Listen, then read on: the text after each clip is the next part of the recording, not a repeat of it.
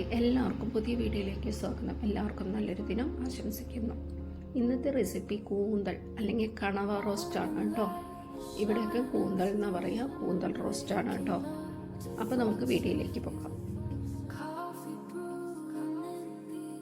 അപ്പം ഞാൻ ക്ലീൻ ചെയ്യണമെന്നൊന്നും കാണിച്ചിട്ടില്ല. അതിൻ്റെ ഉള്ളിലൊരു പ്ലാസ്റ്റിക് പോലെ ഒരു സംഭവം ഉണ്ട്, അതെടുത്ത് കളഞ്ഞ് നന്നായി ക്ലീൻ ചെയ്താൽ മതി. പുറത്തൊരു തൊലിയുണ്ട് കേട്ടോ. ഞാൻ റൗണ്ടിലാണ് കട്ട് ചെയ്തേക്കണം. അപ്പോൾ കൂന്തൽ കുക്കറിലേക്ക് ഇട്ട് കൊടുക്കുക കേട്ടോ. ഇഞ്ചി, വെളുത്തുള്ളി, പച്ചമുളക് ഒന്ന് ചതച്ചെടുത്തതാണ്, അത് ഇട്ട് കൊടുത്തു. പിന്നെ മഞ്ഞൾപ്പൊടി, മുളക് പൊടി, കുരുമുളക് പൊടി, ഉപ്പ്, ഇതെല്ലാം കൂടിയിട്ട് കുറച്ച് ഓയിൽ ഒഴിച്ചിട്ട്, വെളിച്ചെണ്ണ ഒഴിച്ചിട്ട് നന്നായിട്ട് മിക്സ് ചെയ്യുക. കുറച്ച് കറിവേപ്പില ഇട്ട് കൊടുക്കുക കേട്ടോ.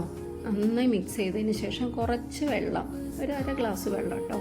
അര ഗ്ലാസ് വെള്ളം ഒഴിച്ചിട്ട് ഒരു 3 വിസിൽ കേട്ടോ. 3 വിസിലായി കഴിഞ്ഞാൽ ഓഫ് ചെയ്യുക. ഹൈ ഫ്ലെയിമിൽ വേണം വേവിക്കാൻ കേട്ടോ.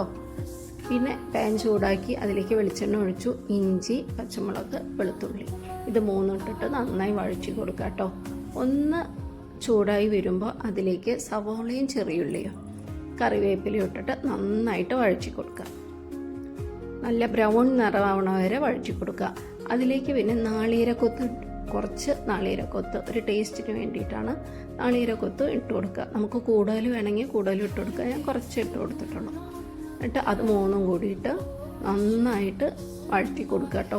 നല്ല ബ്രൗൺ കളറാവണ വരെ വഴറ്റുക.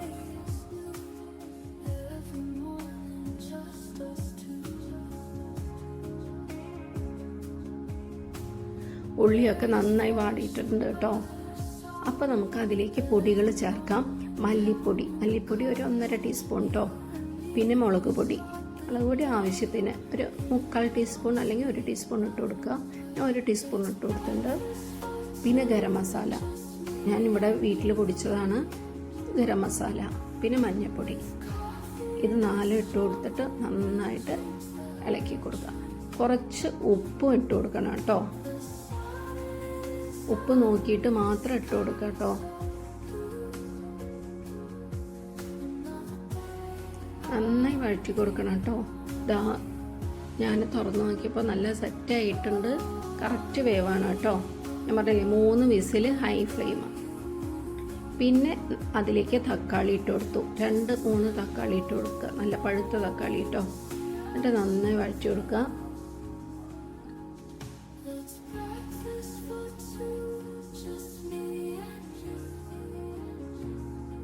തക്കാളിയൊക്കെ നന്നായി സെറ്റായി വന്നിട്ടുണ്ട് കേട്ടോ.